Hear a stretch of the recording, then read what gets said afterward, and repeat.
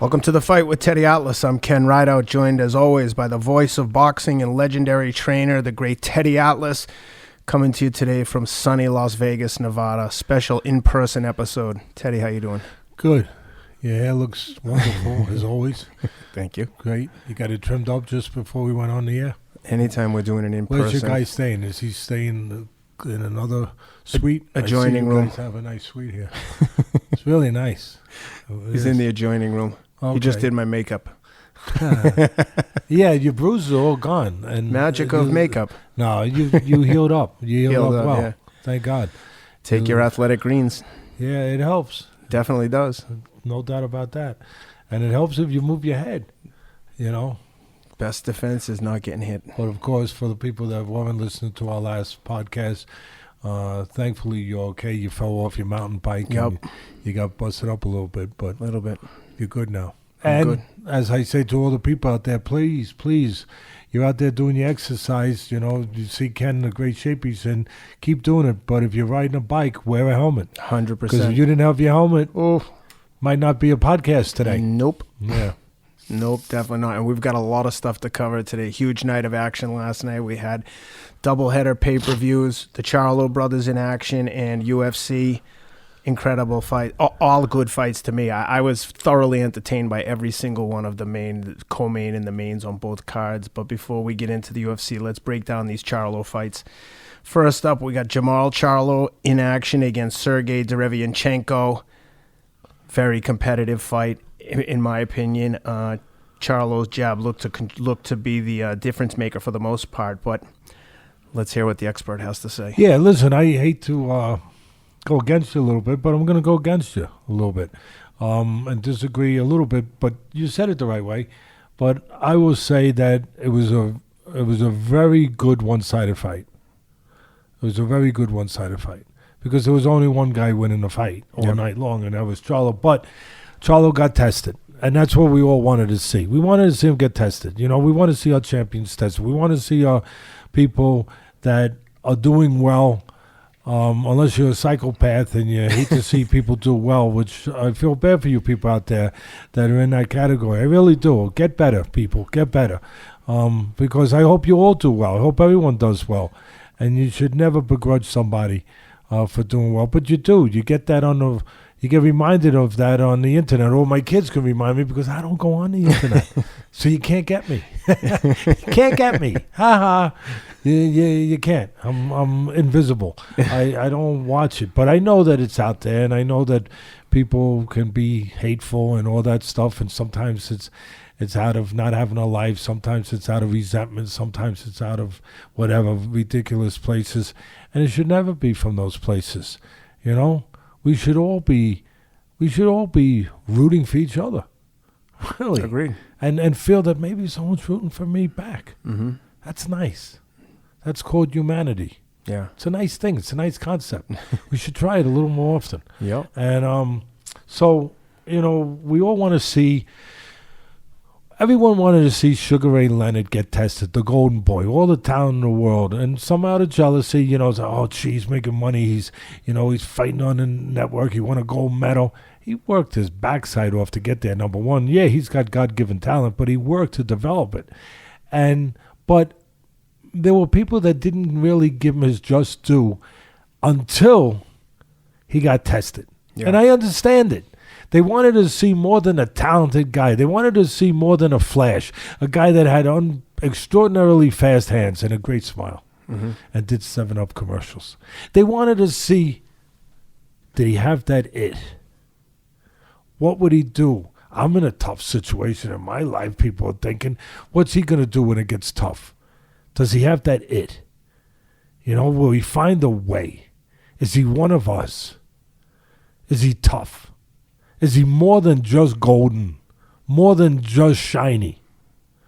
Is there something beneath that shine? And until he fought Roberto Duran and lost, he didn't really have the adulation, the respect in those kind of dimensions. You know, he was known as a tremendous fighter, and he got it. In this way, Charlo, to a certain extent, even though he's been a champion for about 5 years, I'm not looking at the papers. You guys are the ones to back me up on that. But I know pretty much what I'm doing. I'm in the neighborhood. He's been a champion about 5 years, about 8 title defenses with different titles, and he really hasn't fought anybody significant. Probably his best opponent was Austin Trout, and Trout was probably on the other side of his career, to be quite frank. Mm-hmm. We have a habit of being quite frank on this show, by the way. That's why I feel so blessed with all the people that watch us, that they don't mind the truth. Yeah. And that's nice to be reminded that that can still be something that people will actually look for. Yep. And a lot of times you don't see that nowadays. People hide from it. But we'll continue doing our best in that department. And he really, this was his best opponent, fighting Derevyanchenko. Mm-hmm. Derevyanchenko. And again, everyone knew that he's a good-looking kid. Him and his brother, they could do commercials. I mean, those guys could be models. Mm-hmm. They could be on GQ, baby. Yep. But they want to see more than that. Yeah. Are they fighters? Not can they fight. Are they fighters? Will they fight? Will they let you down? Or will they not let you down? Do they deserve this? That's what I was trying to get at. Mm-hmm. That's what people want to see. And that's what this fight was about. It was about Charlo being tested maybe for the first time. And not to know if he was good, but to know if he could be trusted. If he deserved what he was getting. Hey guys, just want to give a quick shout out to our newest sponsor, PowerDot. Check them out at powerdot.com. My friend Lance Armstrong turned me on to this product about a year ago. I've been using it for running recovery ever since. I use it religiously.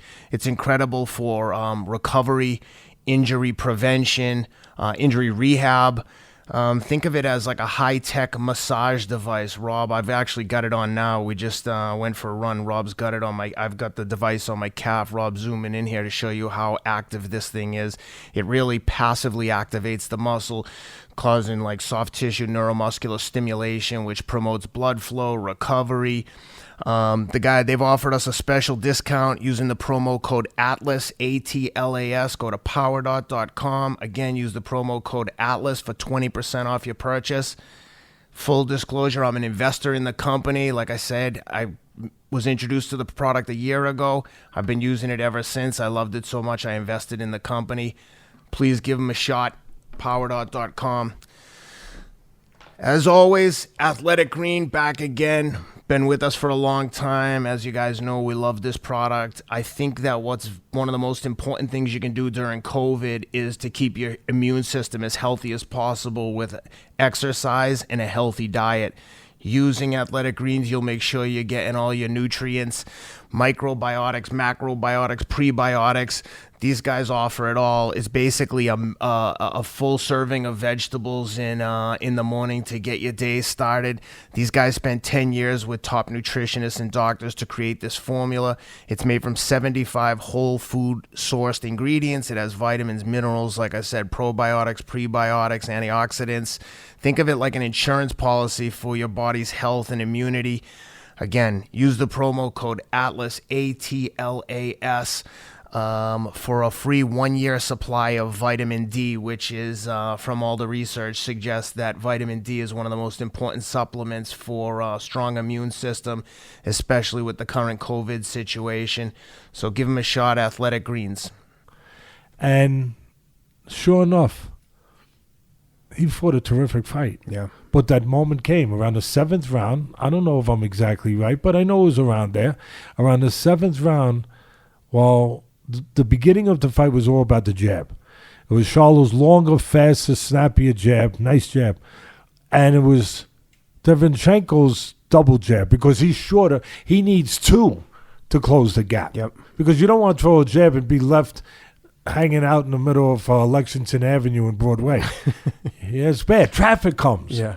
You get hit by a car or a punch. So you want to close the gap. And so he needed 2. But his jabs were strong. They were accurate.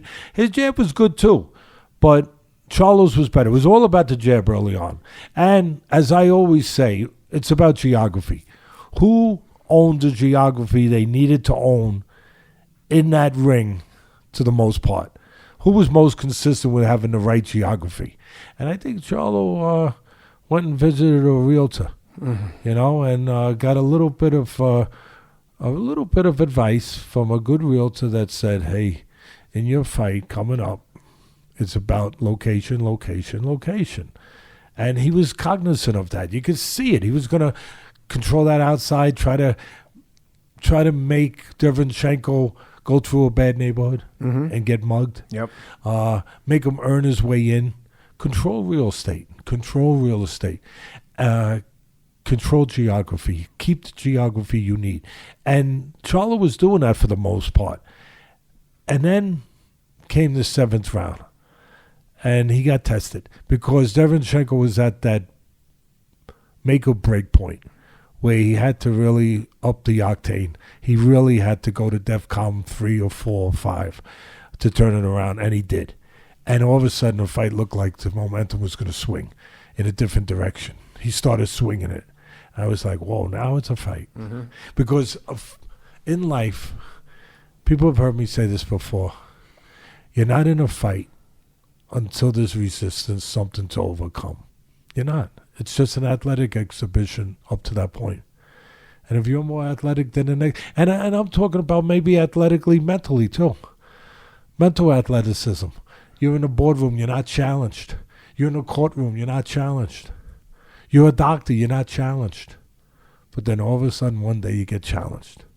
You open up a person and the things that are supposed to be there, they're not there.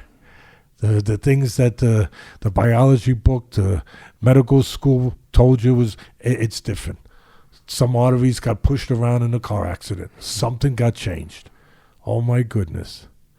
Now you find out if you're a doctor. It's the same thing in life with everything. Now you find out if the guy's a fighter when there's something to overcome. And there was something to overcome in that after that 7th round. And I was watching like a hawkeye to see how Charlo would behave. And he came back in the 8th. I think it was the 8th, 9th. And he behaved like a champion. He behaved the way that you want your guys to behave. Whether they're your heroes, whatever you want to call it. But you want them to behave. Duran forced Leonard to be in a situation the first time where you saw more than the talent. Where you got to see Sugar Ray Leonard how he behaved. And he behaved like a fighter. Now, Charlo won, but I think that that analogy is fair. And it's right. And I got to give a little more respect for Charlo because I saw it. Some people say it could have went longer, but there were spots even later in the fight when Derevyanchenko made a little run and tested more than the athleticism, more than the X's and O's, more than the technique, more than the physical talent of Charlo. What's inside? So, for me, that's what this fight was about, really. And listen, for full disclosure, because if you're going to be candid, you're going to be candid on both sides of the street, right? When you're calling someone else out and you're calling yourself out. I said Derevyanchenko would have a good shot to upset the big favorite, Charlo. I was wrong. But I was right in a way that he was going to be tested. There was going to be a reason to think that could happen. At least that justified my pick for me, is that it showed that there was a reason to think it. But Charlo proved or turned out to be what he was supposed to be, to make him the favorite. He proved to make the odds makers right by having what had to be there when that moment came. And he did. But what I was right about was his brother. We'll get to that later. But I said also during that show that his brother against Rosario would either win a one-sided fight or a very unanimous.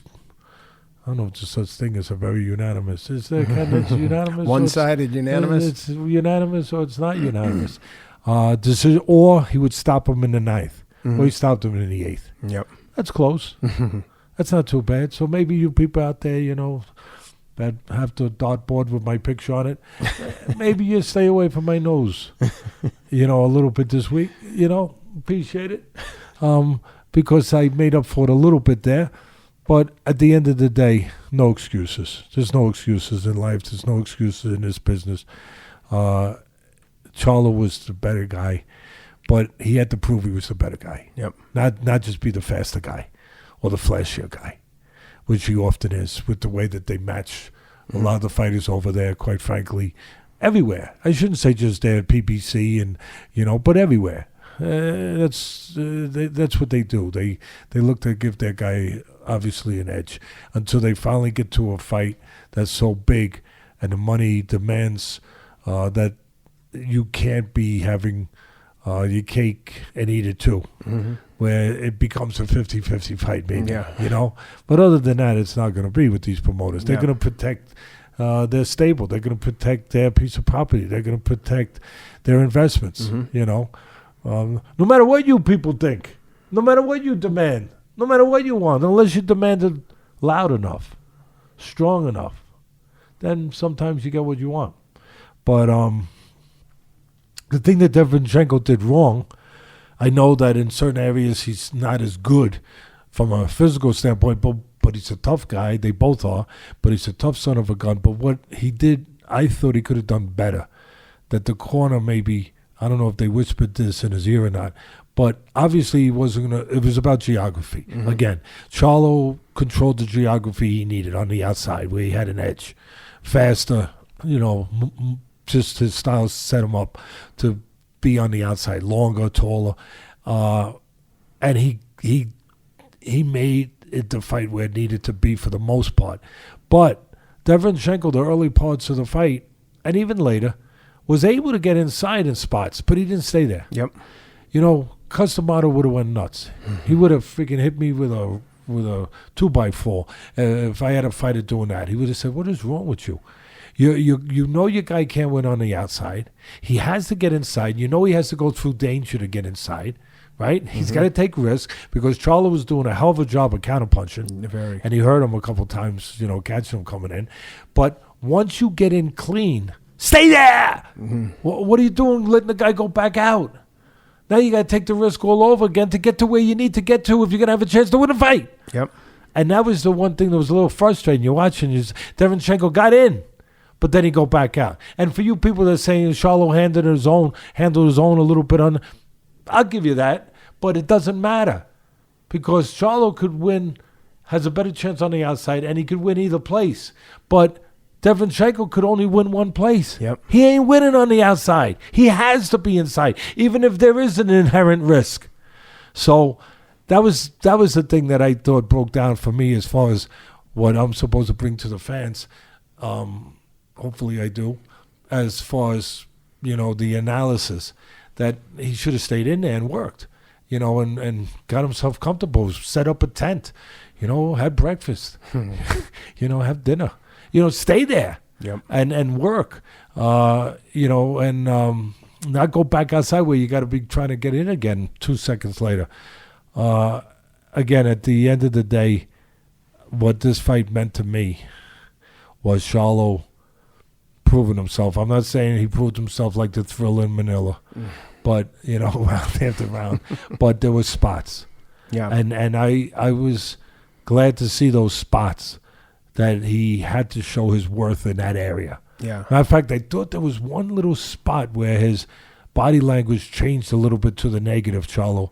I'm sure most people, I don't know if they're going to see it or be aware of it, but just where, like, after that 7th round, almost, or not after the 7th, it was later, it was a few rounds later, but he did what we expect champions to do. When tested, he got it right. Yeah. He got the, if the ship was hit a couple waves and started going a little bit north when it's supposed to go, he got it back on track. If there was ever a fight that led credence to your geography analogy, I felt like it was this fight because every single time Derevyanchenko found himself on the outside, getting set at the exact wrong distance, Charlo just pop shot at him and picked him apart with punches, and his face looked like it. But then he'd work to get inside, and you'd think he was going to stay there. And to your point, a second later, Charlo would be jabbing him from the outside again.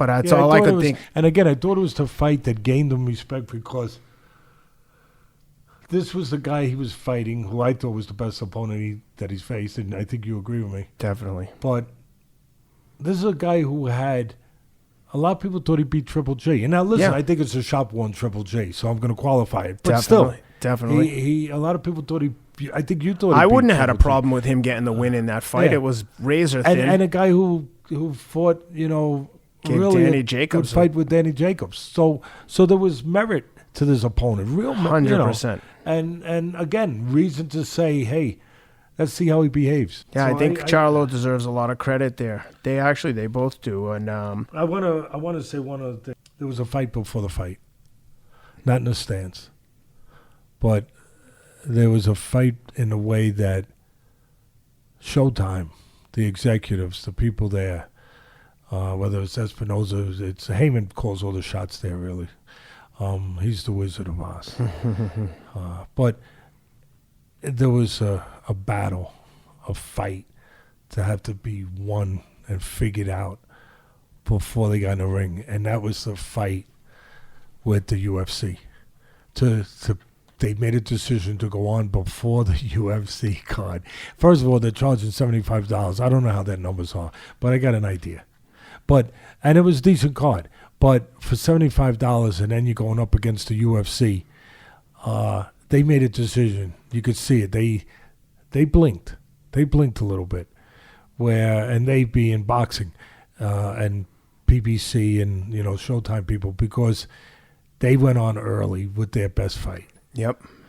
That's not the way it's usually done. And they did because they wanted to get in there. They wanted to get off the road before the caravan came, before the big fellas came. And listen, you fans out there that are trying to attack me a little bit on Twitter, Twitston, whatever they call that thing that I do now. My man Rob takes care of it. I just give it to him. I write it. Rob's the Wizard of Oz. He is. He is. And he gets it out there for me. But those are you guys that are giving me a little grief. You know what? First of all, you're right. That I've been more pushing UFC, and I'm a boxing guy my whole life, 45 years, maybe a little more. And you're not wrong. I got you. But let me ask you a question. And really, let me ask you a fair question. I'm here to report what's going on. I'm the weatherman. I got to tell you if it's raining. Yep. Or if it's snowing. Or if it's going to be sunny. Boxing hasn't given us a lot of sunny days, guys. Nope. I have news for you. It's been rainy. It's been a little rainy. I'm not supposed to report the rain. God. So, I know that, Teddy's giving love to the UFC. Teddy's betraying us. I ain't betraying no one. I never betrayed no one. I'm not about to start it now at this point in my life. Mm-hmm. Okay? But if you're putting on a lot of fights over the last months on whether it was ESPN, wherever the heck it's been, they were the first ones out with the fight, and they're all spawn sessions, and UFC's putting on fights that are fights. Yep. What am I supposed to say? Not say it, and not say that I'm interested in it, and I appreciate the competitiveness that they're giving us. Damn right, I'm going to say it. And part of it is for you knuckleheads that you're aware, that you know to get an umbrella when you walk out so you don't get rained on. So that's all. I'm not upset. I just figured I'd straighten that out a little bit because, and I do, but that's what I needed to say because, again, they won't put out. These were good fights, but they haven't been doing that. And the UFC has, And I'll use a moniker. I'll finish my argument or my statement with this. I'll use a moniker that the Charlos, it was their night. And the Charlos have this moniker, this saying, Lions only. Mm-hmm. Okay, beautiful. That represents boxing. Lions only. It sounds good. It's great. Beautiful. Okay. If it's Lions only, fine. I'm there. I wouldn't be saying that. But when it's Lions in there with... Not Lions. Really, I don't know. But there hasn't been a lot of Lions with Lions that I've been seeing. Nope. If you got lions in there with prairie dogs, you know what? If I want to see that, I'm going to go to the zoo when it's feeding time for the lions. I ain't going and, putting it on my calendar that I got to watch, whether it's this or whatever promotion it is or whatever network it is, that I got to watch it at this time and be away from something else to watch it. Yep. I'm not doing that. Why? And I'm not lying to you guys. Lions. So I needed to get that out of the way.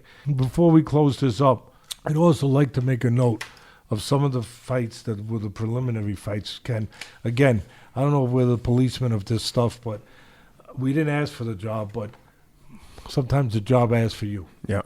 And I got to point out again, it's not the worst of the worst, but there was a fight, and you got to respect every fighter. And these guys, this Pacquiao, he's 35 years old, 21-4. You saw the fight probably, Yep. Pacquiao and Roman. Yep. And Roman's the younger guy. Pacquiao's an old warhorse. I think it's fair. Journeyman. Yeah. I think it's fair, maybe. 35 years old. Both southpaws. And Roman's the stronger, younger guy coming, trying to break him down. Pacquiao's boxing. He's doing a hell of a job. Yep. And he's winning the fight. I mean, he's winning the fight. And he's boxing. He's doing what he's got to do. He's not getting involved in too many exchanges. He's beating him to the punch. He's pot-shotting Roman. He's pot-shotting Roman as he comes in, controlling the geography. Mm-hmm. And pot-shotting him coming in, moving to the sides, keeping him off balance. And, and you wonder how long can he keep it up. Mm-hmm. And then he was winning the fight. And then as we went down the stretch, as expected, Roman, the younger guy with all that pressure breaks pipes, pressure breaks humans. He started getting into him a little more. So there's no doubt that Roman came on in the last few rounds. As a matter of fact, the referee missed the spot. Roman scored a knockdown in the last round just before the bell, and the ref missed it. Yeah. Oh, that was a bad miss. Yeah. And it could have been really important, but it wasn't important. You know why? That's why I'm talking about this. Because there's a reason why Pacquiao was like plus $2,400 or $200 million. Well, it might as well be. But he was a big dog. There's a reason why because the judges made their cards out before the fight started. Yeah, I said it. Yeah, I'm tired of it. And this is one where this kid's been fighting all these years. Nobody would care because it wasn't a big, marquee fight. Oh, no. Why shouldn't we care about this kid? He deserved to at least be. I'm not saying he won. He could have won. But I'm saying that he deserved to be to hear those scores really close. They should have been close. And they weren't. And it was just proof that the odds makers knew what they knew to make him the big favorite, because the judges were never going to give him a chance because the other guy was the house fighter. Mm-hmm. The judges would never, and he didn't have a chance because even though it was a close fight and it came down the stretch, they didn't have a judge like that at all. And I'm just sick and tired of seeing that, and I'm sick and tired of me only talking about the ones that are the big names. I want to talk about the little guys too. Yeah. They put their blood and sweat and tears into this sport. They need to be looked out for. Somebody's got to say it. I'm not going to change a damn thing, but I'm going to keep saying it. Mm-hmm. But, I just had to say that. Again, the scores prove why Pacquiao was such a huge dog. The judges had the scorecards. They had to be made up for the fight. And anytime you see a judge with an erase on his pencil, look out. Ken, look out. And but at the end of the day, the commentators missed. I like fighters to get credit for what they do in the ring other than being tough. Mm-hmm. And doing what most people would not be inclined to do, going in that ring and facing yourself, quite frankly. But the Roman made a beautiful move, and nobody mentioned it, and that's the sweet science. He was in the southpaw position. It was once, I don't remember what round it was, Ken, but he was in the southpaw position, and suddenly he switched right in the middle of an exchange, which can be dangerous. He switched to orthodox perfectly, just to catch him a left hook. Oh, it was beautiful. It was beautiful. It was like going to the Modern Museum of Art and seeing a Picasso the first time. Wow. Beautiful. and he just switched. And like he was in this position, he's over here, and then it made sense. He switched over, bang, and the hook was there because he switched. And he caught him a beautiful punch. Not a mention. Yeah. Not a mention. Yeah, can I get a Whopper with cheese? Yep. No, not a mention. You know what I mean? Leave the onions out. Not a mention. Mares didn't have his best night. We'll give him I'm sure he'll get a second and I'm not saying it was just Mares. Yeah. I mean, it's a collective team. Yep. It's a team there. I mean, I like Mares. I respect anyone who's been in there. Yep. That's been in there and done it. Mares has been in there and done it. And, and was in a great fight. I mean, he's won world titles, and he was in a great fight with Cruz, with Santa Cruz. Unbelievable. Matter of fact, I caught that fight for ESPN. Outdoors, I think it was in California.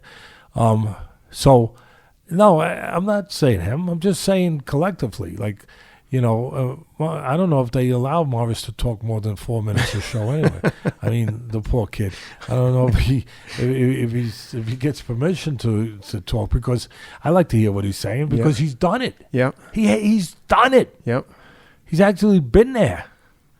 If I'm going to have somebody paint my house, I'd like to know that he painted houses, Or if he's going to tell you how to paint it, he should have painted one himself. Yeah, exactly. I'd like to see his dungarees with a few spots of paint on it. Damn. Well, to your point about the fights, Showtime rushed to get that good fight, the Derevyanchenko and Derevyanchenko and Charlo on before the UFC main card started. But I did not understand shoehorning in that morning combat show. And I like those guys, Luke Thomas and the other guy, but that show in the talk show in the middle of the boxing card so that they could wait until... Didn't have a real feel to it, did it, Ken? No, I'm not knocking those guys. I mean, it had a feel to it. It had a feel of like, good. we can't have our main event start until the UFC is over. Yeah. And that's exactly what they did, because when the UFC ended, I switched over to watch Charlo and did it have a feel Rosario. a little bit like you were being conned?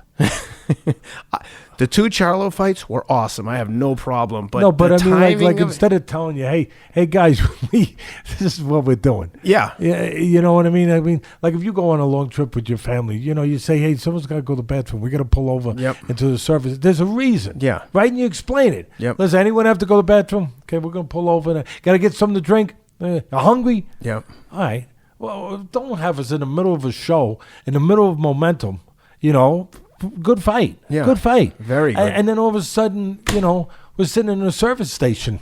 And, because then everyone's going to take out their phones and start playing that silly game that sometimes frustrates me when I want my wife to watch a movie with me and she's playing that thing with the things that are bouncing up and down. Tetris? Yeah. She's good at it. Yeah. But I'm just saying. No, could somebody be honest with us and say, hey, guys, it's we got to make believe rain delay. Something. Yeah, and the guys doing the show, I like them. But, my God, putting a talk show in the middle of that card didn't make any sense at all. But nevertheless, like I said, I was tuned over quickly after the UFC, and I checked out, saw Jermell Charlo and Jason Rosario. That was also a very good fight. Super entertaining. Curious to hear your thoughts on there. But Charlo finishes him with a jab to the belly. Looked like it knocked the wind out of him. But I'm curious to hear what you thought of that knockdown, because it almost looked like Rosario was convulsing to the point where I thought something maybe had an injury that wasn't being reported, because I've never seen anyone behave like that from a punch in the stomach. But yeah, I mean, listen, first of all, I'll tell you what it wasn't. It wasn't what they first reported was. It wasn't a solar plex punch, because it wasn't. No, hit him in the belt. Number one, it deflected off his elbow. Yep. And then it hit him in the lower body, in the lower abdomen.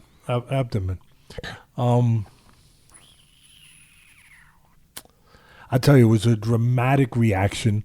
You don't need Teddy Atlas to tell you that, but it was surprising. It was a strange punch. Yeah. Again, being honest, I'm not making stuff up for the sake of making it up. To sound this way, or the way that it would be more comfortable for people to say, okay, it was definitive, because when it can't be, I'm not going to be. That's called the truth. And it was a strange punch. It was a strange situation where it deflects off his elbow, hits him in the lower body, and then he gets this kind of reaction from it. Hey, it's possible, and was there. We watched it, you know. Do people sometimes, when they've given up, again, probably no one else will go down this path, but what the hell?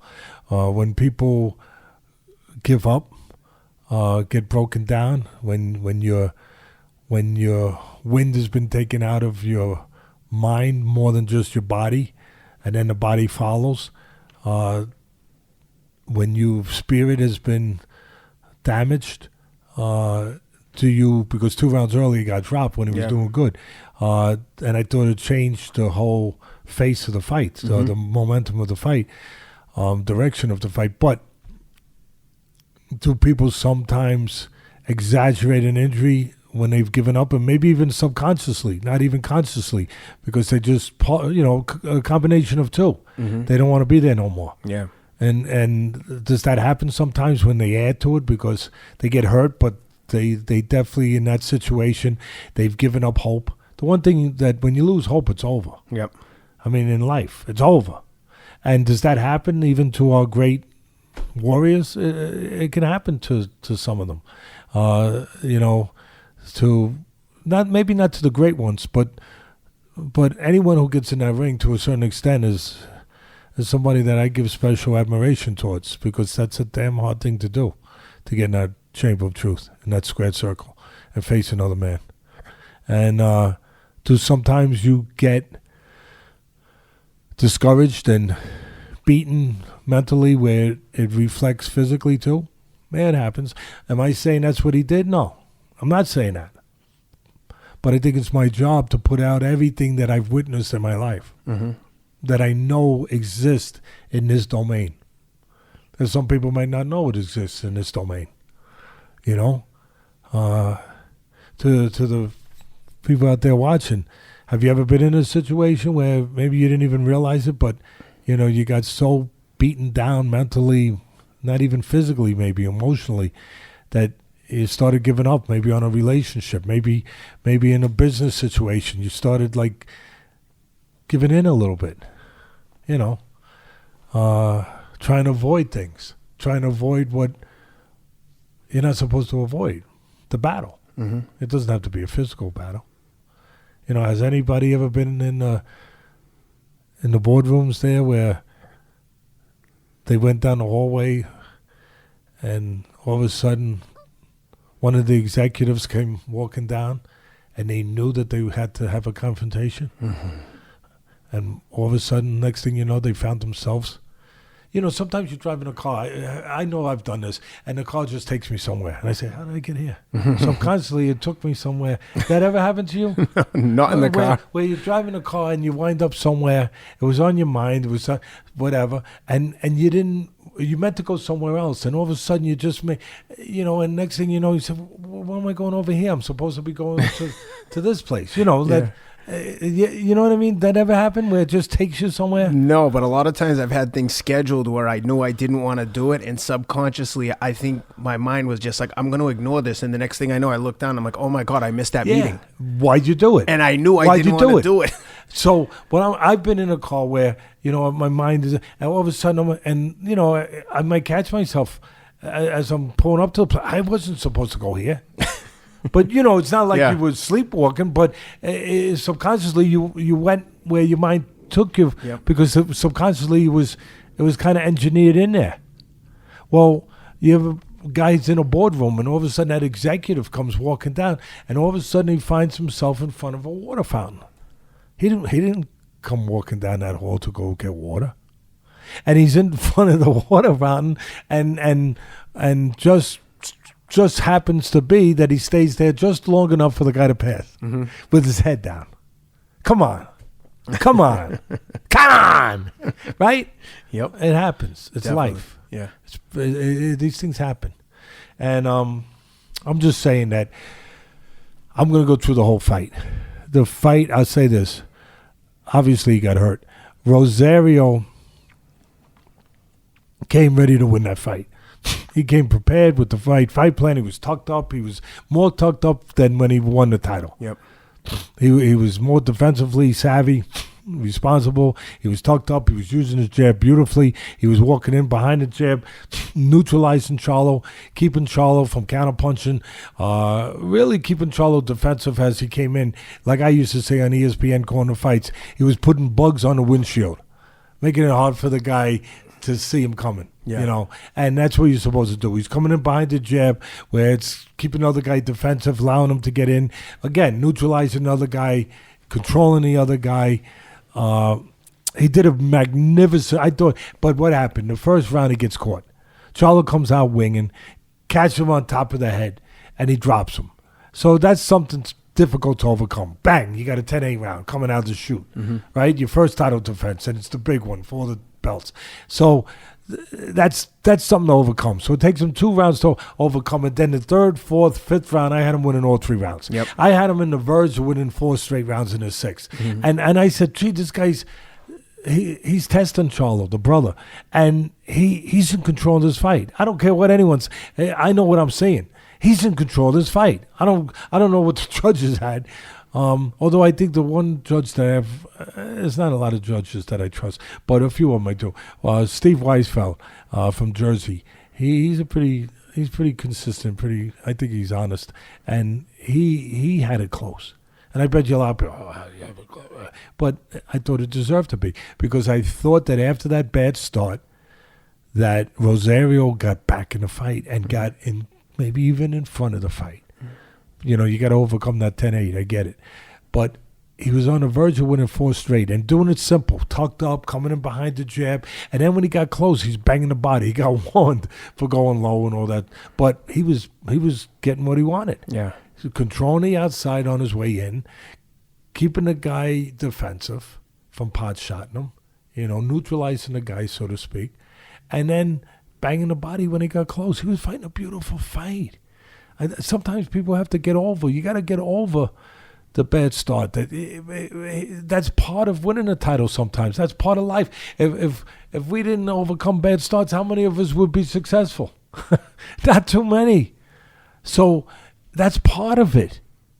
And he overcame that, and he was on his way going into the 6th round on my card, winning 4 straight rounds. And then at the end of the round, he gets caught.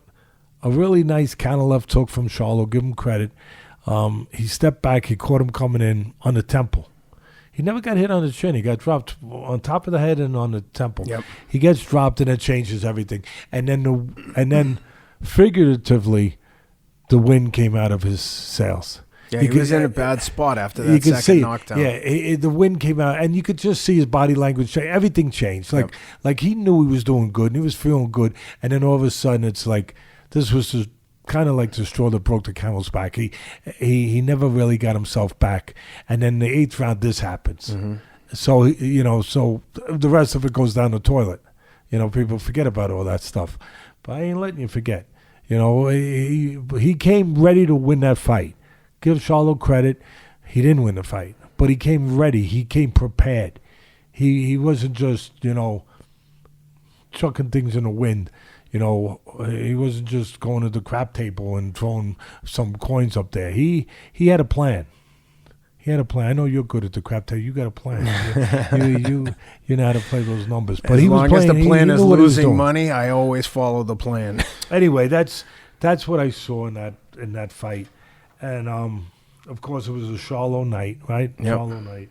Yeah, I thought both Charlos looked good. Good night for both of them. I think they both were tested at times. Both came out with the victories. And I'll say one other thing. You guys want to take little shots, like I said at the beginning, that I'm not paying enough attention sometimes to box. Again, I'm always paying attention. But I'm always going to tell you, if they're good, I'm going to pay more attention. And I'm going to say they're not good. Yeah. And maybe pay less, because it's about earning the right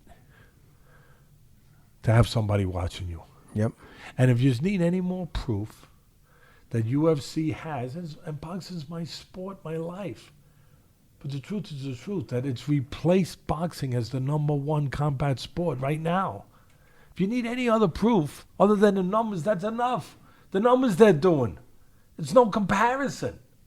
But other than that, my tweets, I get 500 times more responses when I tweet on UFC, and Rob could attest to that, right? We got a Bible here.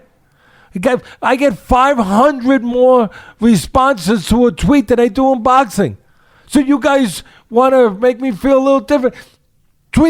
Respond to the tweets then. Then I'll know you're alive. You're not off sleeping somewhere because the fights weren't good. Anyway. Well, speaking of boxing and the UFC, before we get into the UFC pay-per-view, I want to get your thoughts on a potential fight that was announced by Conor McGregor against Manny Pacquiao.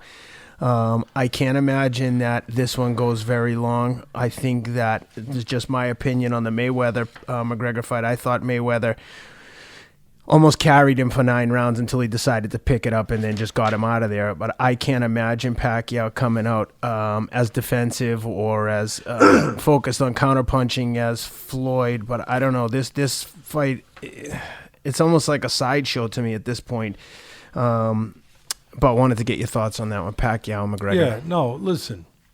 I didn't even know you were going to bring it up, but it's in our domain. It's in our region. And it's out there. We want to try to cover everything for you guys. For you guys. So, first of all, I disagree with you on one thing. Floyd didn't carry McGregor. McGregor earned the right to get credit for his performance, but there's a couple reasons, a couple things at play here that made it happen. One, Floyd was 40 years old. That's number one. He'd been inactive for 2 years, right? 2.5 years going into that fight. And, so that's number one. That alone is going to compromise a fighter. That's going to have its effect, okay? So again, inactive, 40 years old, and Floyd's a counterpuncher. That's how he made his living. That's how he got to 50-0. That's how he became Floyd Money Mayweather. He's a counterpuncher. He don't go after you for the most part. That's not his forte. That's not his thing. That's like we talked about house painters before. That's like asking your house painter to do your to put up cabinets. You know what I mean? Yeah. He paints. Yeah. And if he's honest, he's going to tell you, I don't put cabinets up. Ken? Yeah. I paint. Because if I put them up, they might be crooked. So Floyd was forced because Conor wasn't going to engage with him, and Conor was going to use his length, which he did in his southpaw stance, and box on the outside. And he did give him all the credit in the world to Conor. Smart. He's a smart promoter. He's smart there. You can't be one and then not the other. You're smart or you're not smart. He's smart. He knows how to make money. He knows what to do. He's a hell of a promoter. Like Floyd and like Muhammad Ali. This guy, he's extraordinary. And that's why he made so much money. He was able to sell this, put himself in that spot, and get people to come and believe. So he gave himself his best chance, McGregor, by understanding geography again, that he needed to be on the outside. He was longer. He was a southpaw. He was going to box on the outside, try to get rounds. Try to survive. Try to see what happened if he could get into the fight longer. And that's what he did. And he was allowed to do it because of the age, because of the amount of time that Floyd been off. Or at least it helped him. He deserves credit for doing it. But it helped him because Floyd ain't going to go get you. Floyd is not designed that way. So it took a while for Floyd to really realize, I better go get this guy, because I was at that fight doing it for SportsCenter. Mm-hmm. And I have no problem saying I had McGregor. A lot of boxing guys that love me even more for this. I had McGregor winning. He was winning the fight early. You had it any other way, I don't think you're being honest. Yeah. He was winning. But you knew he was winning the battle. He was going to lose the war. It was that kind of situation. Yeah. He wasn't going to win at the end of the night because you could see he was getting to him. But he started putting the pressure on because he knew he needed to. So he covered up. What did you see Floyd do this? This is Floyd. Yeah. Or with Pacquiao, because he evolved to a later stage in his career where he wasn't doing that as much. His legs weren't, or he's moving, he's using his legs against Canelo. But when he fought Pacquiao, he was just pot-shotting him with right hands. And for some reason, Pacquiao, his trainer, never made an adjustment to getting hit with right hands all night long, lead right hands. Yeah. And they got beat basically with that punch. Yep. But, and listen, people say Pacquiao was compromised with his shoulder. I don't know.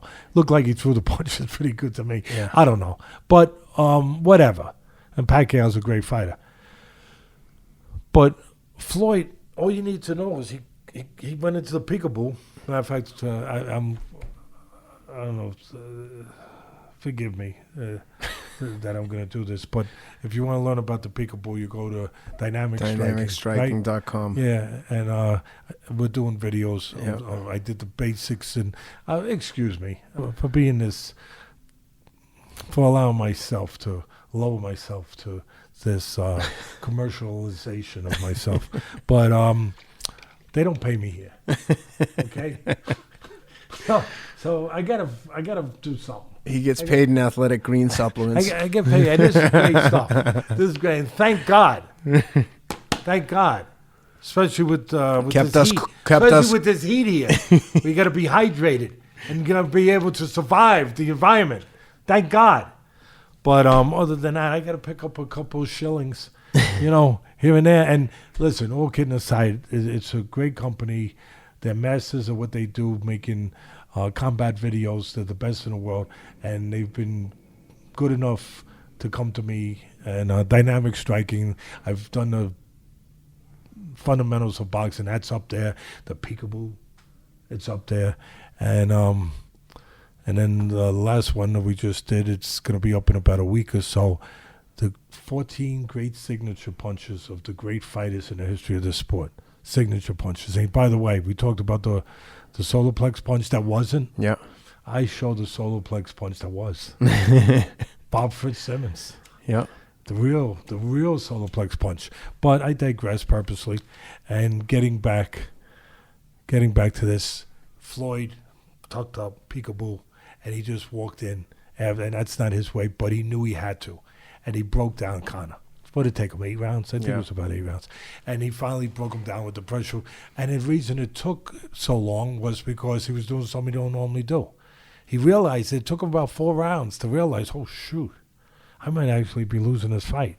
I better freaking get on the ball here and just fight the guy. Just go get the guy. Put him in an uncomfortable place where he's not used to going these rounds, where you only can do this, fight, box, and I'm gonna take advantage of my experience and being a great fighter, a great champion. I'm gonna walk him down and get it done. Do what I got to do, and that's what the great ones do, and he did it, And I think this fight with Pacquiao, a couple of the same things are there. So people forget Pacquiao's 43, but he can make you forget by how marvelous he's been performing. Isn't it extraordinary? He beats Keith Thurman, a young guy. It's unbelievable. A real good fighter. Really good. Keith Thurman had been off. There was a little stuff going on there a lot of people don't point out. But Keith Thurman had been off for about 2 years, 2.5 years with surgery and different stuff. And then he had one fight back, and he didn't look good. No. He got hurt. He didn't look good. Against a tough guy, but a guy that shouldn't have given him that tough a fight probably. Yeah. And a guy who had moved up from junior welterweight to where he wasn't really a full-fledged welterweight. But he beat Keith Thurman. Yeah. So he's like 43 years old now, Manny. And, so he's definitely not in the prime, even though he's been, again, I have to say it, he's been fooling everyone, shocking everyone, doing extraordinary. It was the 10th round. Thank you. See, that's why Rob's the best. I feel so like I'm in such a professional environment here. No, really, it's like being back at ESPN. Put better. You know what I mean? Like you get it right there. Yeah, it took him 10 rounds to break him down. See? Yeah. Yeah, he finally got to him. And but in this fight with this proposed fight, it's not made yet, I don't think. No, but I think they have the same manager. Yeah, they do. Pacquiao and McGregor, they do. So probably a good chance to be made because, people love these things. They love these these crossover fights with celebrity type fighters and names where they get excited about it, and they think that it's, especially the two different sports fans. Oh yeah, the mixed martial arts guy gonna beat the boxing guy. But what they forget is the boxing guy is always gonna win because it's not with mixed martial arts rules. Exactly. It's like going in there with a lion, but the lion don't have any teeth or any claws. It's not a lion anymore.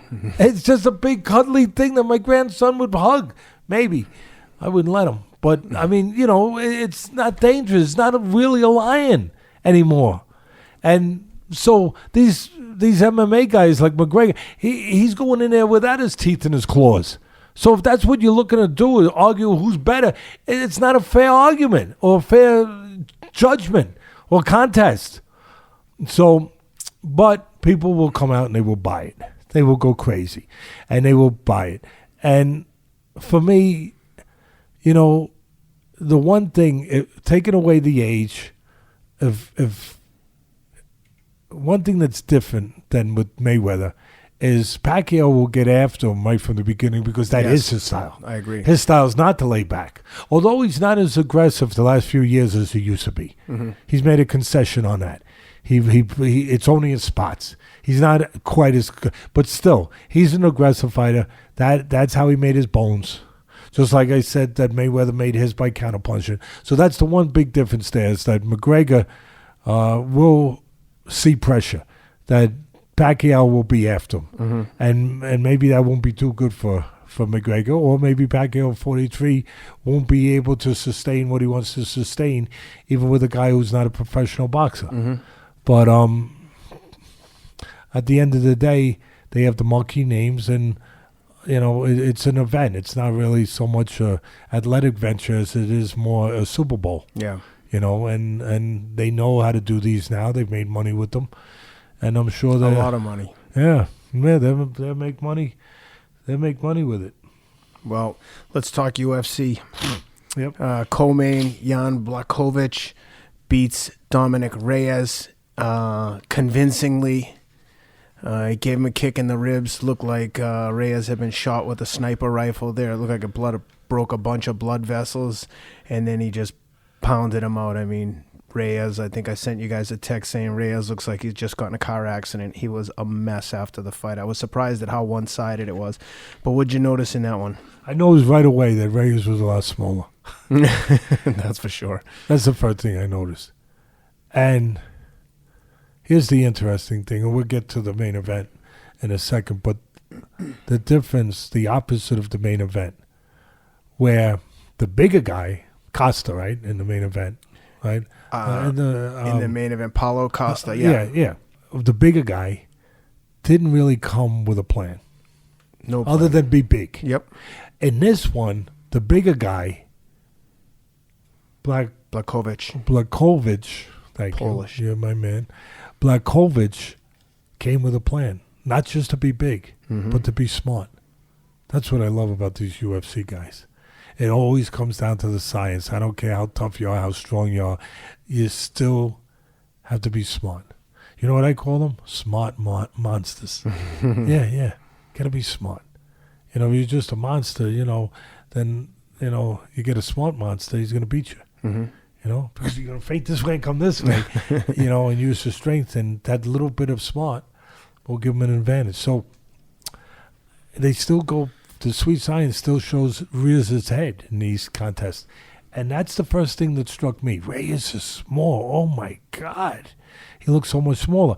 Well, I know what he's got to do. He's got to move, and he showed it. He's got to move. He's got to keep Blachowicz. Let me write that down. Blachowicz. I'm always surprised when two guys make weight the day before the fight and then get in the ring and one guy looks so much bigger, how much bigger that guy can get when they both weighed the same weight 24 hours because before. They're a bigger guy, a bigger frame, and they blow up, they hydrate, they it's like a sponge. It's like they dry out a sponge, right? Mm-hmm. You've seen a sponge when it's dried out, and then all of a sudden you put it in water, pop! Yeah. Well, it's the human body does the same thing. And it doesn't mean you always have an advantage. Right. Can make you sluggish. They can be, there's a science to doing that the right way. And also, I'm sick and tired of the people always saying, "Oh, the big guy, Jesus, it's scary," and I get it. Oh, he's gonna crush him. He's gonna do this. He's got the advantage. Who says he's got the advantage? The other guy's faster. Yeah. The other guy might be smarter, better technically. So who says? So until it shows itself. Yeah. And it was an interesting fight, even though it was one-sided, because of what I'm talking about. That here you got the smaller guy, Reyes, who knows he's got to move. He can't stand in front of the bigger guy. So he's trying to keep more balance, trying to find spots to attack safely. Like I say, he's kind of like that superintendent. Remember the superintendents in the building years ago? They had that giant key ring. It was this big. Ken, it was, Yeah. And it had like 10,000 keys on it. Yeah. And there was a key to every door in the building. None of them marked. Yeah. So it's like he was like that superintendent looking for the right key to get in. Yep. He couldn't find it. Nope. Too big a key ring. Yep. Never found it. So here he is. He knows what he has to do. I'm a smaller guy, and I'm a flea in a party of hornets here, and I got to look around. I got to find my spot to get in. And as he's doing it, the bigger guy isn't just behaving only like a big guy. He says, "Oh, I know what he has to do. He's got to keep me off balance, and then he's going to snipe me. Well, you know what? I'm going to take his legs away. I'm going to take his legs away." So he starts cracking his legs. In boxing, and it's interesting, it happened in the main event too. In boxing, you have a faster guy. What do? We go to the body. We take, as I always say, we put water in the basement, take air out of the tires so the guy can't move. Yep. And then the next thing you know, the guy's cooperating with you. He's sitting in front of you when he shouldn't sit in front of you. So that's exactly what happened. Blachowicz, to his credit, he takes the wheels away. He lets the air out of the radios by cracking his legs with his feet. And next thing you know, he's got Reyes doing what he wants right in front of him. Reyes didn't want to be in front of him, but he might not have had a choice. And, physically. And there he is. He's in front of him. And here's another science thing for you that I give full credit to Blachowicz for. How's he end the fight? Again, not just being a bigger guy. I know people are going to say, "Teddy, you see that left hook he landed, Ted?" Yeah, but did you see how he landed it? He timed it. He had Reyes. He invited Reyes in, knowing he'd stay in front of him to throw an exchange. And then in the middle of the exchange, Reyes threw too many. So you got to have a sense of how many you can throw. Can I throw 2? Get out of it. Throw 5. I have time for. If you throw 5 with the wrong, bang, you get caught in the middle of the 4th. That's the science.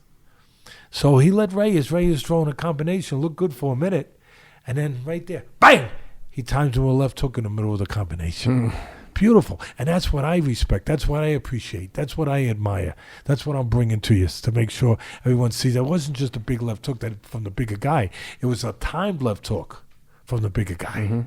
And that ended the fight. I thought it was magnificent. I thought it was a job well done. I know it was one-sided, but it was one-sided for those reasons. Not only because he was bigger.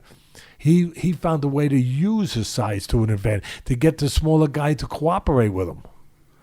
And he took advantage of it. That's one of the things that I appreciate most about doing this show is the things that I you watch the fight and there's a lot of fights going on and I miss little things like that you pick up on as to how you're right. He invited him in and it's everything you said. I just saw an exchange where the guy caught him.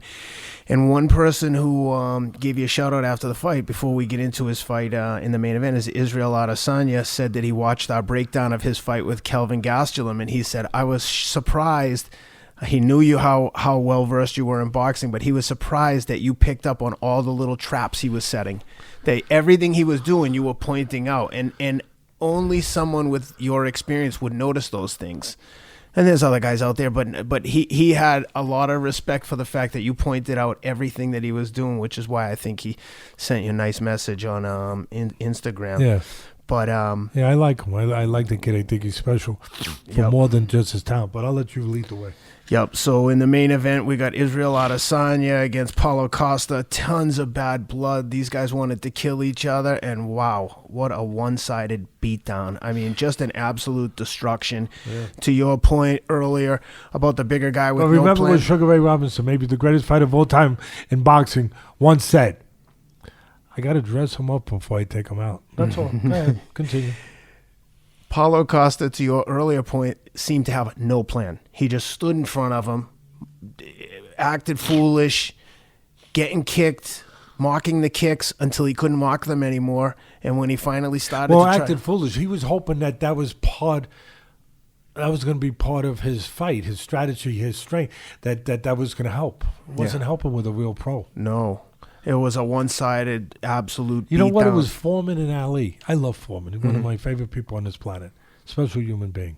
And he made a transformation into another person after 10 years of basically living with the ghost of Zaire. And what came after that.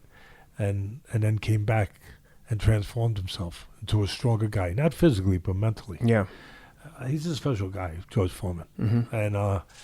And this was Foreman, Ali, and Zaire. That's what it was.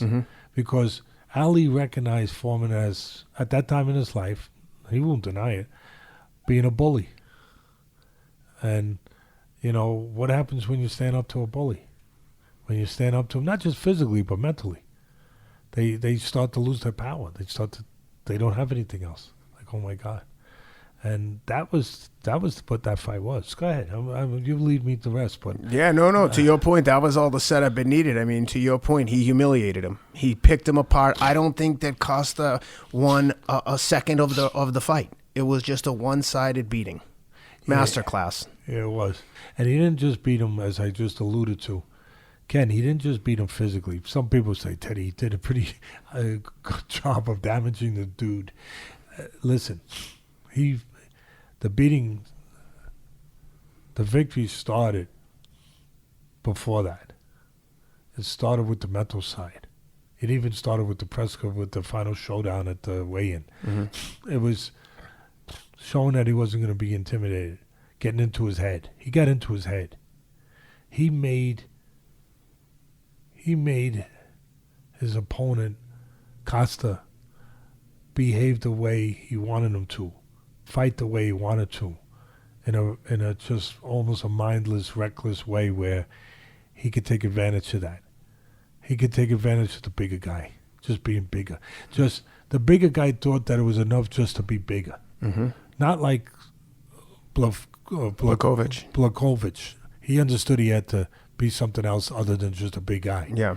And the big guy here, Costa, thought that it was enough just to be strong and big and intimidating.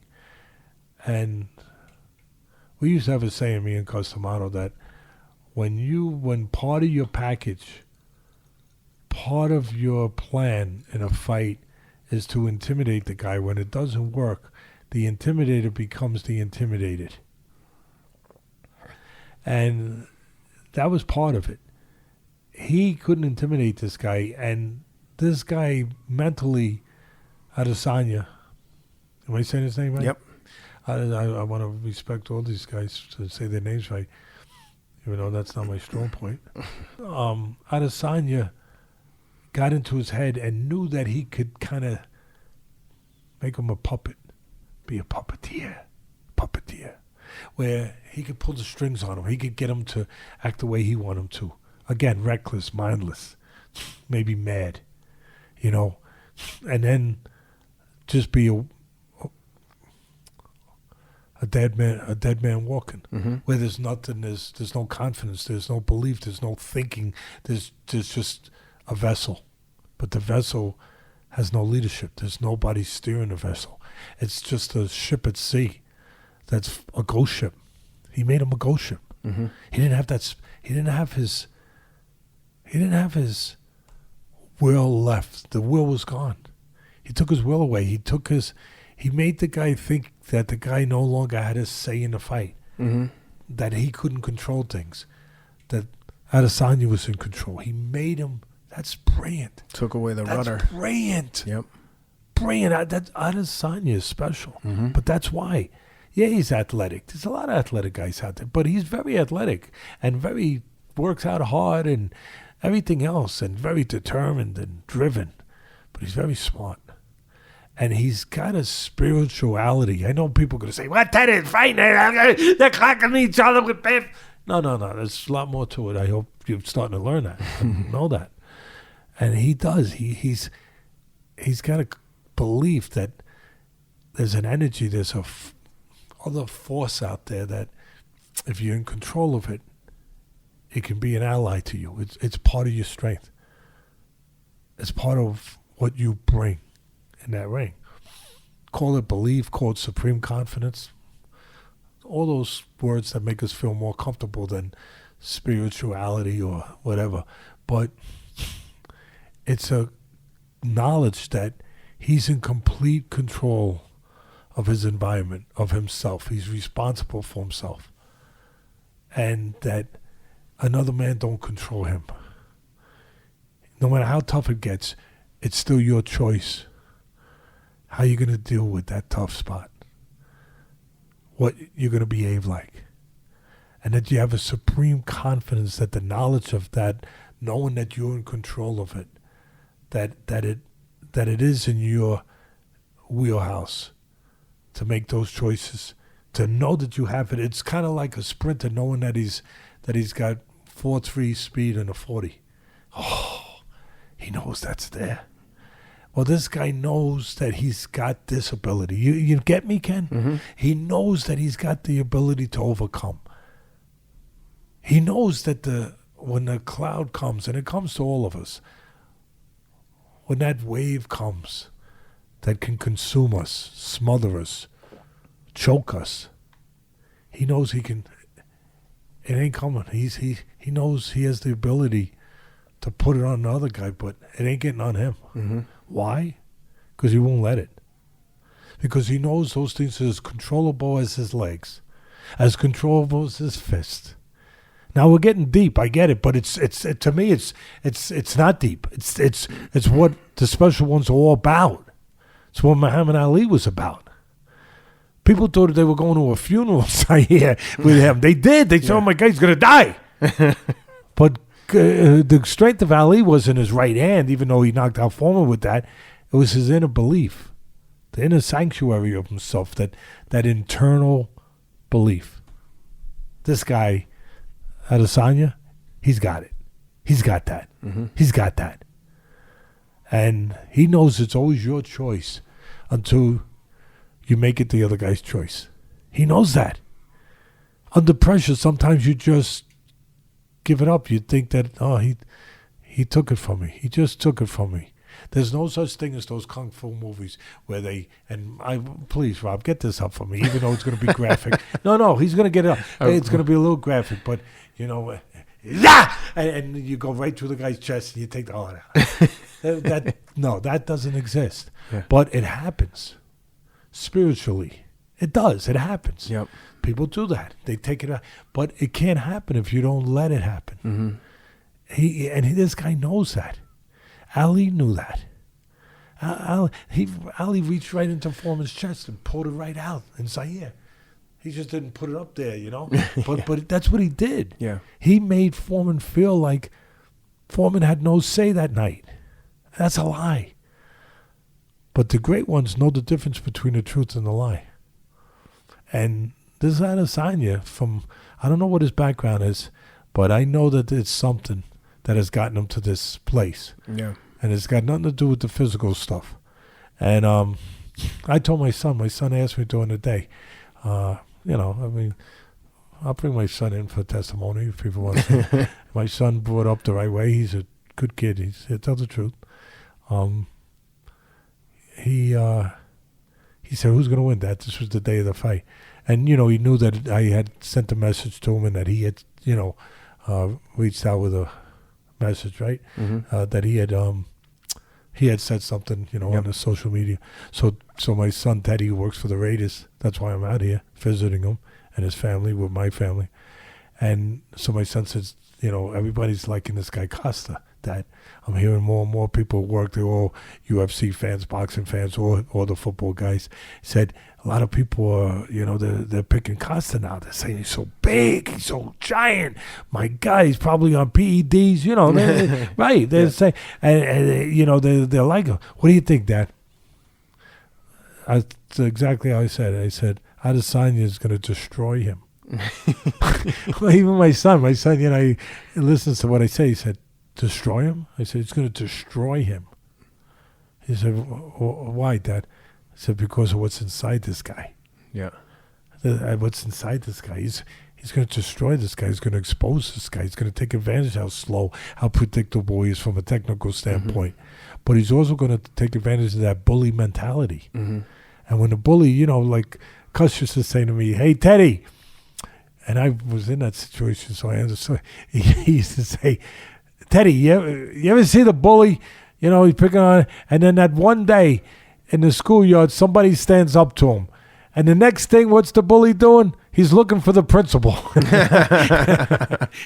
Right? Yep. And that's and all the other things I said, which I just explained. But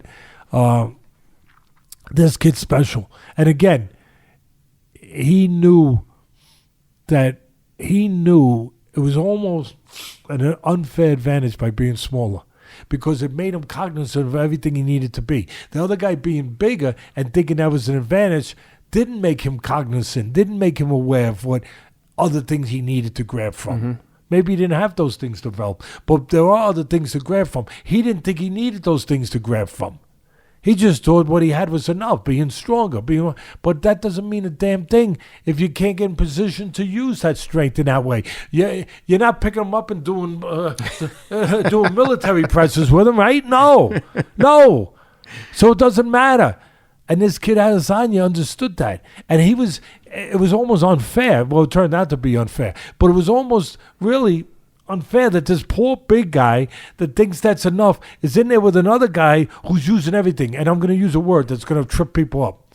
He's even using his fear. Yeah, he's using his fear because he's on edge. He knows he has to be. But he's in control of his fear. He's got it working for him. He's got everything. All the cylinders are charging, hitting. All the pistons are charging. Pop, pop, pop, pop, pop, pop. Everything's there. So it was unfair. He's got everything. He's a work guy. Come here, I gotta move this side. I gotta be alert. I can't be. And the other guy was trying to play the game of casual, like like this is nothing. I'm just gonna walk in. I'm gonna wring your neck. Yeah. But no. And then he started to realize that ain't happening. And then it started going south fast. And then, in the game plan, I mean, if you wanted me to get down to the simple stuff, I think I said the most important part of this already. Yeah. But the simple stuff, you're a bigger guy. Well, in boxing, the way we deal with it and the way I deal with it is I give a guy angles, which he did some of it out of Sanya. But so the bigger guy can't be the bigger guy. He can't be set to punch, to deliver the power. But in this business, Adesanya said, no, I'll take his legs away so there's no legs for the bigger body to deliver a punch. If there's no downstairs, there's no foundation, there's no house, there's no building. So I'm going to crumble this freaking building. So he did. He crumbled. He took those cinder blocks away from the foundation, from the basement. So that was his strategy. Kept him more bound, but to bang him and to stand with him a little bit. And that was part of it. Like, you ain't bullying me. You're really not the bigger guy in the areas that count. Yeah. I'm right here. Smarter, but still right here. It's not like he was, running, doing a track meet. You know what I mean? Oh, no, he was right there. No. So, and then he's, like I said, he's banging, he's taking the bigger man's legs away. So he can't be the big, so he can't deliver the package. Yep. And then his quickness, his hands, but he got the guy ready, like Sugar Ray Robinson said. I got to get him dressed up before I take him out. And he got him dressed up. He put a tux on him. You could feel right before the end of the fight, you could feel the momentum. I sent Rob a text that said, it feels like a snowball rolling downhill. Okay, we're gaining momentum now. Israel's like really pulling away now, right before he just like turned it up and just destroyed him. And you could just see it slowly building and then to like a crescendo when he finally finished them. And credit to Israel and his team, and I know he's really close with this team. I think he lived in the gym in New Zealand due to the COVID with his whole team for a period of like several weeks, if not months. And credit to his striking coaches and his BJJ coaches and the whole team. They really did an awesome job. And tremendous. Like I said, we'd love to talk to all of them anytime they're in the U.S. We'd love to have them on and chat with. Their strategy was perfect. Yeah, I mean, the only thing, it's not much to add to that. I mean,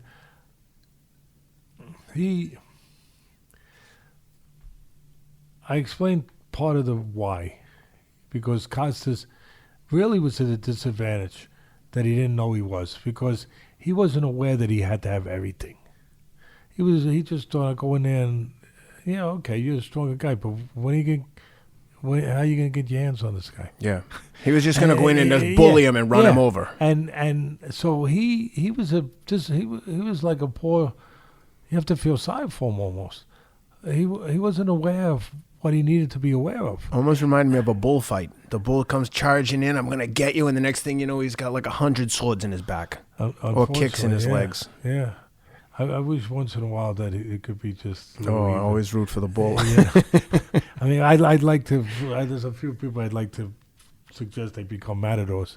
In some of the places that are less supervised for that stuff. It just... but anyway... the one thing Costa, and again, it's a moot point, but just from his people, he could have been helped with one thing. Because I'm sure people probably saying, Teddy, what's the one thing he could have been, except besides what you went over the landscape of the mind and all that territory, where it's really where it comes down to. But he could have used his jab. Mm-hmm. Simple thing like that. But he's thinking of this and this. But that's not the one you should be thinking of with a guy like this. It should have been this, where you could have stabilized him a little bit. Hit him in the chest. Just hit him in the chest. Just to stabilize him. And to mentally keep yourself in a game where you're touching him, where you have hope. Because he lost hope. And then you're dead. But where you mentally tell the guy, maybe I'm a little more than you thought I was going to be. Mm-hmm. And you send a message. Messages are being sent, Ken. And so that jab, that's what I would have done. Come in with the jab. Forget about all this other stuff. Just to be in the game. Mm-hmm. Neutralize the guy a little bit. But I tell you, it was stark, the size difference. It was.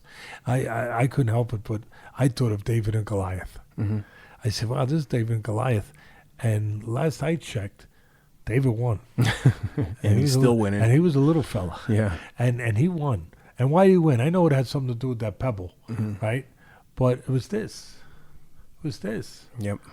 That he was smart enough to know what he had to do, and the advantages he had with a giant just standing in front of him, like a big old statue, like a big old mountain. And, that's what he did. Instead of the pebble, he used his legs and his quick hands. And, again, there's I like the guy. I like him. I like his bravado. I like his that's part of him. But it's not over the top. It's not. I wanted to make a point of this, because I know sometimes we get into these things, and sometimes people it can be obtrusive. It can be there can be a disliking to the attitude, like it's too much. It's arrogance. It's like not respectful. Sometimes I like this kid. Even when he talks with his confidence, I see it for that. I don't see it for where it can go the other way. Do you am I explaining it right? Yeah, exactly. I don't see it for being, the sometimes disrespectful or just completely self-consumed to the point like, I got to listen to this stuff. I appreciate his time. But no, this kid's different. He's got that bravado. He's got that confidence. He's got that. He's earned it. But it's real. Yeah, it's real, and there's a. When he talks it, there's a certain realness that you have to appreciate with it, no matter how strong it is. Yep. Because there's a validity to it. There's a realness to it. Mm-hmm. And I like that he gave credit to his team. A lot of guys, you see the selfishness. I do. But here put across that certain thing to sell, because everyone's trying to sell. Yeah. But with him, there's something else too that is I can appreciate. That's legitimate, authentic. Anyway, I like the guy. I like him a lot. I hope that he gets all the big fights that he deserves, because he goes in that cage with the lion. He faces that lion, and he's putting himself right there with his confidence and his skills. Yep. All right, guys, before we wrap it up, again, I want to give a quick shout out to our newest sponsor, PowerDot. Check them out at powerdot.com. Use the promo code ATLAS for 20% off. Again, this product's used by all the top athletes in the NFL, MLB, NBA. I've personally given it to a handful of fighters, and they love it. I mean, you can see them all over social media. Check out their social media handles at PowerDot. Again, Rob zooming in. I've still got this thing rehabbing on my calf from a calf injury, and we just went for a run, so I'm trying to stay as loose as possible. The device promotes recovery, injury prevention, blood flow. It just does a lot of good things. Again, it's like a high-tech massage. And also, again, as always, Athletic Greens, longtime sponsor of the show. If you guys follow the show, you know that we love this product. I take it every single day. Again, it's like an insurance policy for your body's health and immunity. So whether you're looking to boost your energy levels, support your immune system, or address gut health, Athletic Greens is the way to go. Check them out, athleticgreens.com/Atlas for a free 1-year supply of vitamin D, critical supplement during these COVID times to maintain a strong, healthy immune system. Check them out, Athletic Greens. Awesome night of fights. Teddy, I know you're here with your family, and I appreciate you doing this today. Hope the fans enjoyed this one. Before we sign off, is there anything else you wanted to add? Yeah, I want to just add that I didn't think I was going to add this, but first of all, that I hope everyone's okay out there, everyone's safe out there, taking care of themselves, taking care of their families, enjoying their families. And because that's why I'm here, to enjoy my family, and it just remind not to sometimes, I don't know, sometimes you get reminded of how important it is to just to let your family know how much you love them. You know, just to you're away, you're long. I'm all the way in New York. My son's over here, and you know, and just you get a reminder of how lucky you are. Yep. To have friends, to have family that, you know, you can drive down the street and you can see some homeless person and be reminded real quick. And I don't want to go down too serious a road, but real quick that it's not something that's guaranteed to you. Yep. So you should really work at it. Mm-hmm. And we should all work at being more appreciative for just having life. Mm-hmm. And maybe trying to care for each other a little bit more. You know, that's all. But and part of what made me think about just going in that direction is that after we leave here now, we're gonna go meet a guy that is I'm happy to be meeting with him because he's not just because he's a UFC fighter and a guy that I think is going to be the UFC heavyweight champ, and more important than me, a lot of people think that. And a guy that a lot of people, think that is the hardest puncher on the planet. I remember we did an interview with him, and somebody said to me, a UFC fan, of course, said, he's the hardest puncher on the planet. I said, oh, okay. And but it's not for those reasons. It's because of kind of what I'm reflecting on here. He's a good human being. Yeah. And it's just like, maybe it's because I'm getting older, but I feel privileged. I feel fortunate anytime I can meet somebody. Again, not that he's a giant, not that he's the hardest puncher, and that he's going to be the future UFC heavyweight champ, that I can meet a good human being. Yeah. I just feel, I don't know, I just feel more fortunate. I feel like I've gained something. Yeah. I just feel like I gained something. Like I had a good day outside, where you have a good day and you get some sun and you're around your family and you just feel good. Yeah. I feel that anytime you can be around a person that cares about other people and adds to the world, and he does. And of course, I'm talking about Francis Ngannou, and I mean he does all this charity work in the Cameroon. Mm-hmm. He's building gyms, places for kids to have hope. Mm-hmm. Because sometimes, again, it's just a reminder of maybe we all need sometimes. And I'm no preacher, and please forgive me, but it's just a reminder of we got so much, sometimes we forget. Mm-hmm. And then you got guys like Ngannou that comes from a place where there's so much poverty in place like Cameroon, where there's not the opportunities you have here. Yeah. It's just not there. Mm-hmm. I mean, you could have all the, but it's not there. And, you know, and when you're around that, you can lose hope in a pretty good place. You can lose hope. Mm-hmm.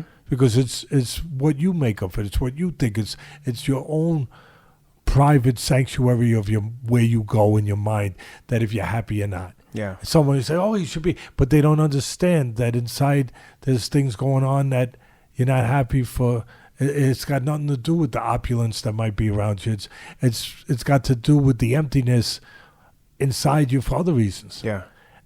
But when you're in a place like Cameroon where there can be so much poverty, it's easier to lose hope. Mm-hmm.